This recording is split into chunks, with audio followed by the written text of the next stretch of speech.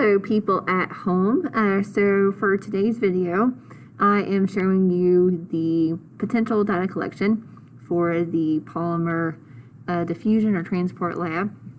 So I already have it set up and these have been sitting for a while. So for the first polymer, I have in here what is called dialysis tubing. So our beaker here initially just had iodine in it, which we know is a brownish golden color. And this tubing here that looks like a freezer pot is actually called dialysis tubing.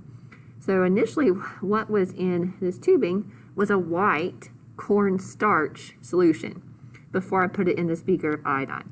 Then I put it in the beaker of iodine and let it set, and then at the end you can see that it has changed color and it is now kind of a purplish black inside of the dialysis tubing where the starch solution is.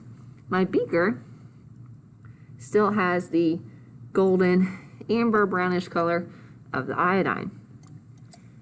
Over here I have a second polymer of a Ziploc bag, and in my beaker is just plain old tap water, and in my Ziploc bag is water and food coloring. So the bag was sitting in the water for a while, and as you can see, the bag still has green food coloring and the beaker still has clear water.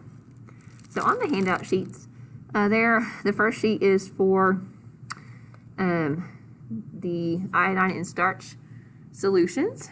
So you all had dialysis tubing and your iodine stayed the same color, but your cornstarch solution went from like a white to a purplish black. Your